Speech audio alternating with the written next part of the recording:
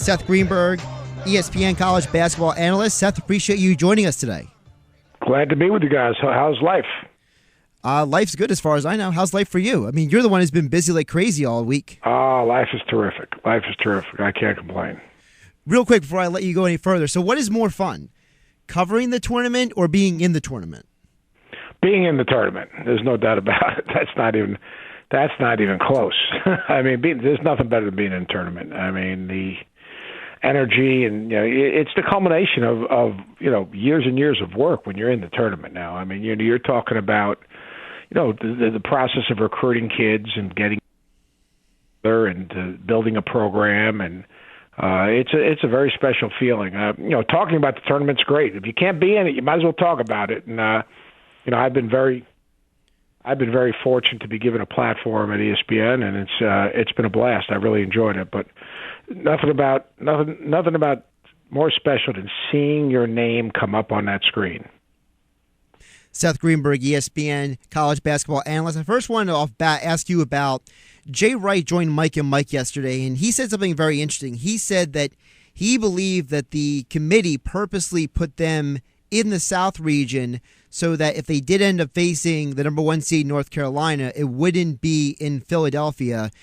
And, he said it in a very, very nice, polite way, but you could tell that he kind of felt that there was a specific reason why they stuck where they were. What do you think about that?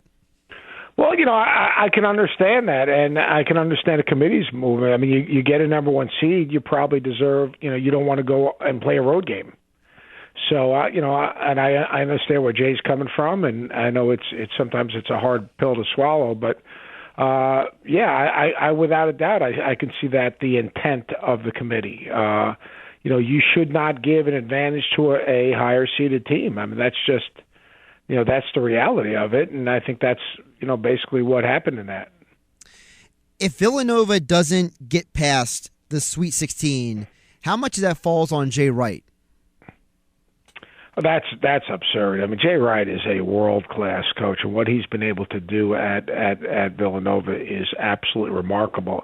I think what happens sometimes is people take for granted, winning is not that easy. And, look, they've got a very good basketball program, not a basketball team. They're elite year in and year out. They play hard. They play together. The kids don't get in trouble.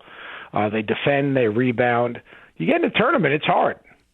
I mean, it's hard. I mean, that's, you want to think it's easy, but let me tell you something. That stuff is hard. So, I mean, when when people say, well, they don't get it, it hasn't been a successful season, they've never had to coach. They've never had to endure the length of the season. It's extremely difficult. And, I admire the job Jay's done, and I think he's a special guy, and Villanova's fortunate to have him. Be joined by Seth Greenberg on for a few minutes this afternoon. I also wanted to ask you about, people have talked about in the past, the Big Five in Philadelphia. It's a big deal for a lot of people down here. They either went to St. Joe or Temple or Villanova. I would probably say 60% of the population went to one of those 3 schools. All 3 of them are in the tournament, and now we might have a final, a Group 5 matchup in the round of 32 if Temple beats Iowa and Villanova moves on as expected. What do you think about that?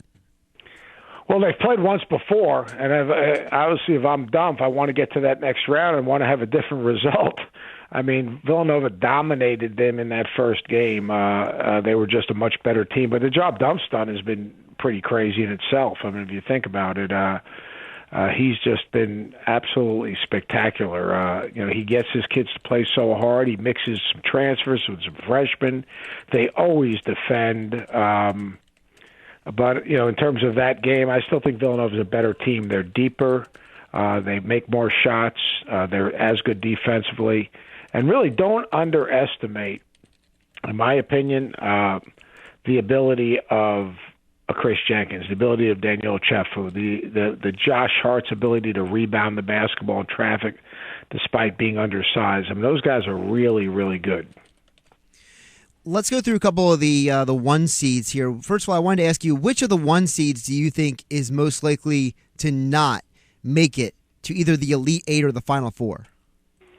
It's crazy. I think it might be North Carolina now, and they played so well in the ACC tournament. But look, you got North Carolina, Indiana, and Kentucky all in the same bracket. Now think about that. North Carolina, Indiana, Kentucky, all in the same bracket. That's insane. Two of those three are not going to get to the Elite Eight. That's not fair to college basketball, and that's where seeding becomes such a factor. It's not fair to Carolina. It's not fair to Indiana. It's not fair to Kentucky. What about Oregon? Do you think Oregon can make it out of that bracket, especially with some of the teams that they have to play? I mean, not just in the later rounds, but they may face a couple of tough matchups in the Sweet 16.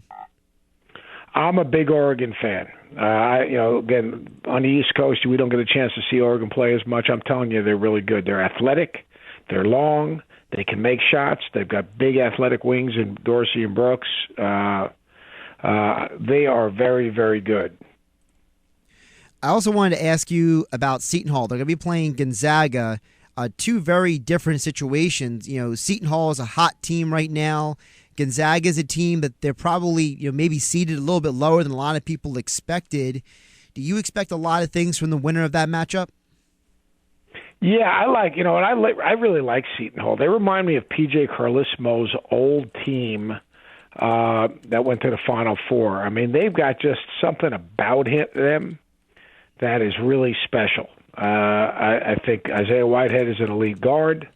I think that Delgado rebounds the ball. They know exactly who they are. I mean, I guess that's probably one of the things that impresses me the most about them is they really have a good understanding of who they are and how they win, and I think they're really, really good. Let me ask you one more question before I let you go, because I know you got to get running to the next stop along the train here. You look at the tournament overall. Is there a team or teams that you look at, kind of based on seeding, and you say, boy, that team is really overseeded or really underseeded that you think can really make an impact on the tournament? Well, I mean, Kentucky's a 4 and Indiana's a 5. Either one of those two can make an impact on the tournament.